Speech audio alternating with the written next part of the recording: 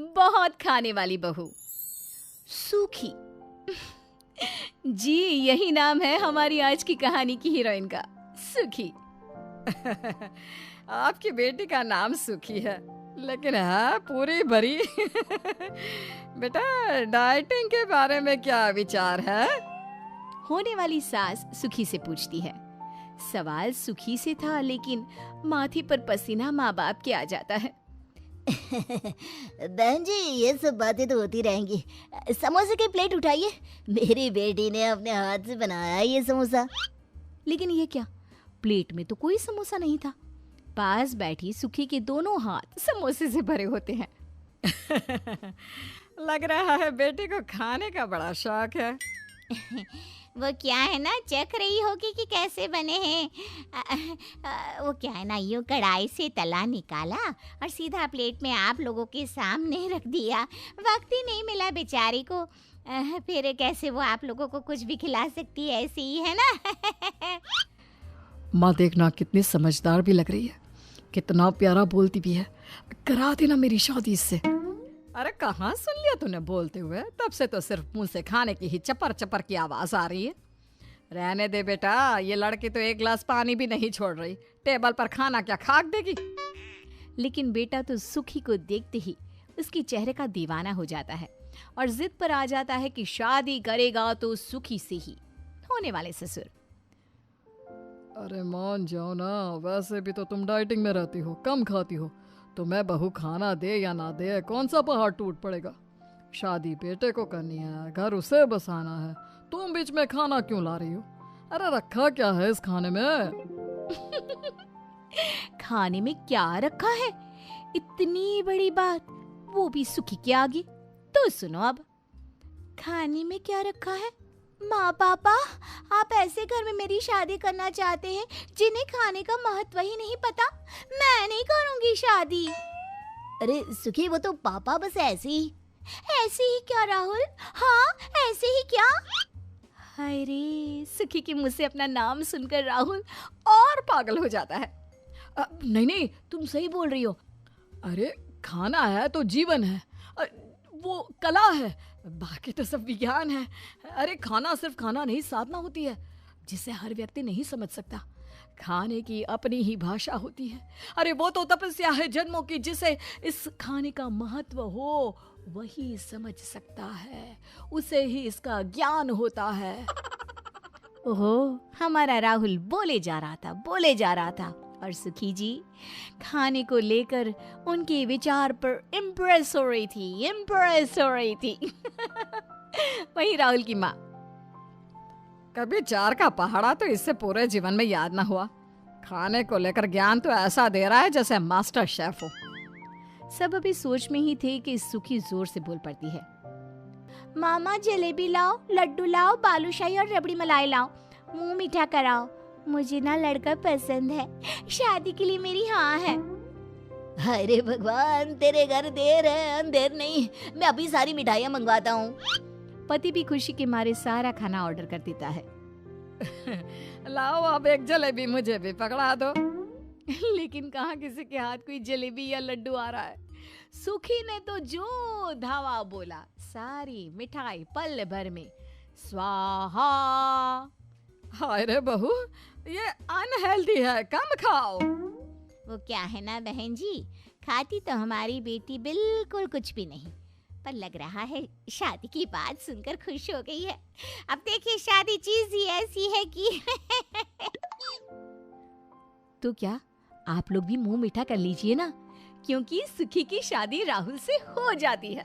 फिर शादी के बाद बहू, ओ बहू, मुंह दिखाए की रस्म है, शाम को घूंघट डालकर आ जाना। मोहल्ले और रिश्तेदार जो शादी में नहीं पहुंच पाए थे ना, वो लोग तुम्हारा मुंह देखेंगे। लेकिन याद रहे, सिर्फ कहने को मुंह दिखाए की रस्म होती है, मुंह किसी को नहीं दिखाना, समझी?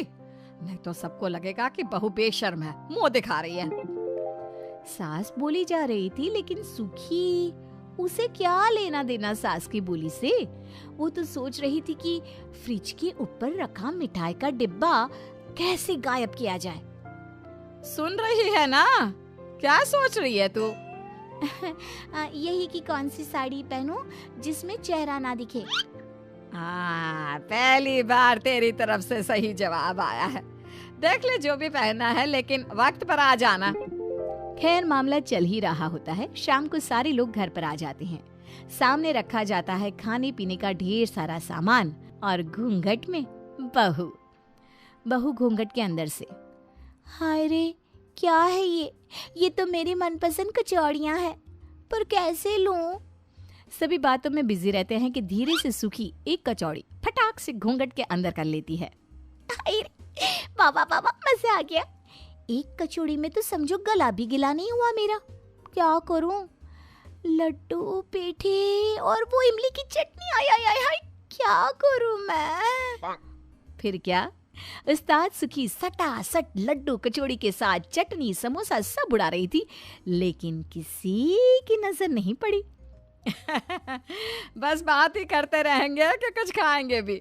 फिर बहू की मुंह दिखाई की रस्म भी तो है। लो लो खाना। खाना? क्या खाना? कहाँ खाना? खाना तो सारा बहू के पेट में। अब बहू ना डकार ले पाए और ना ही क्या खाए बहन जी? ये खाली चटनी की कटोरी चाट ले, या फिर ये जो आलू बचे हैं समोसे के अंदर के। अरे छोड़ो ना, एक गिलास पानी भी तो नहीं बचा। कहाँ गया इतना सारा खाना? सास तो समझ रही थी कि खाना कहाँ गया, लेकिन कहती क्या।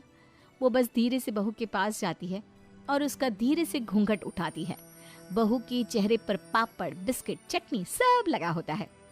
हाय रे बहू, तूने तो नाक कटाने के सारे इंतजाम कर रखे हैं। जा अब अपने कमरे में शक्ल ठीक करके आ। बहू चली जाती है। सास फिर से खाना बाजार से ऑर्डर कर देती है। कार्यक्रम शुरू होता है। बहू के चेहरे की तारीफ हर कोई करता है। फिर सारे कार्यक्रम के बाद, अरे सुखी बहू, तेरा तो सिर्फ नाम सुखी है। तू तो पूरी मोटी ताजी है। इतनी मोटी कैसे हो गई? कोई बीमारी है क्या? हाँ है ना, खाने की बीमारी। थोड़ी भी डाइटिंग नहीं करती, पर कोई ना, आप लोग खाओ, मैं उसका खाना कमरे में भिजवा दूंगी। वो क्या है ना, इतनी हैवी साड़ी पहनकर कहाँ खाना खाया जाता है। हाँ ये तो है, लेकिन बहू ये लो कुछ तो खा लो, भूखी होगी। बहू जो कि न जाने क्या क्या डकार चुकी थी, सामने बर्फी की प्लेट देखते ही सारी की सारी प्लेट ही ले लेती है। वो मैंने तो एक ऑफर किया था। बोला था ना आपको, खाने की शौकीन है। फिर तो भूख ज्यादा ही लगी होगी। तुम ना खाना पहले उसे ही दे दिया करो। तो ऐसी चल रही थी सुखी की जिंदगी। खाने पीने को लेकर सभी दुखी तो थे, लेकिन कोई था जो सुखी के घर आने से बहुत खुश था, और वो थे ससुर जी। एक सुबह, मैं जरा वॉक पर जा रही हूँ, बहू वापस आने पर करेले का जूस पीऊंगी, बनाकर रखना, समझी? सास चली जाती है। बहू ध्यान ही नहीं देती कि घर में कोई और भी है। सास का गुस्सा जोर से फूट पड़ता है। वो जोर जोर से चिल्लाती है और फिर वॉक पर चली जाती है। करेले जैसी जबान हो गई है इनकी, करेला पी पी कर। अरे करेले की सब्जी बना लो, मिठाई बना लो, ना हो कुछ तो करेले का भरवा अचार बना लो। पीस कर कड़वा जूस कौन पीता है? आज तो सोचा था छोले भटूरे खाऊंगी, लेकिन नहीं, लग रहा है नसीब में ये उबले स्प्राउट्स के सिवा कुछ नहीं। बहुत खुश तो दलिया बना लो। कहाँ फंस गई मैं? वो तो बोल ही रही थी, लेकिन ये नहीं देखा कि सामने खड़े थे ससुर जी। अरे पापा जी, आई एम सॉरी। वो ना मैं बस ऐसी, वो क्या है ना, करेले का जूस बनाने जा रही थी। आप पियेंगे क्या? देख बहू, तूने जो जो बोला ना तेरे सास के बारे में, वो सब समझता हूँ, जानता हूँ मैं। तो अगर मैं उसे ना बताऊं, इसके लिए तुझे आज मुझे छोले भटूरे खिलाने होंगे। पापा जी सच्ची आपको भी पसंद है भटूरे छोले? अब क्या बताऊं बेटा, तेरी सास ने तो सच्ची सारा खाना पीना छुड़वा दिया। करेला पी पी कर तो मुझे लगता है कि मेरी रगों में अब खून नहीं, करेला ही बहता होगा। बेटा जरा कुछ अच्छा मुझे भी खिला पिला दिया कर। बहू खुश कि पापा जी भी उसी की तरह है। अब क्या था। अरे बहू, तेरे आने से पहले तो घर में 1 पाव तेल 2 महीने चलता था। अब तो 5-5 लीटर के कैन यूं खत्म हो रहे हैं। माँ जी आपको पता है ना तेल कितने रुपए लीटर है, और ये महंगे ड्राई फ्रूट्स, बिना मौसम की करेले और ये सब जो आप खाती है ना, उनसे तो मेरे तेल का बजट कम ही है। और मुझे कोई तेल पीने का शौक नहीं है जो आप ऐसे बोल रही हैं। अरे तेल पीने का नहीं, पर सब कुछ तल देने का तो शौक है ना तुझे। वो शौक कब खत्म होगा तेरा? अरे रहने दो ना, क्यों बात बात पर बहू पर जुल्म करती हो। चल बहू जरा 2 भटूरे तो गर्मा गर्म दे दो ना।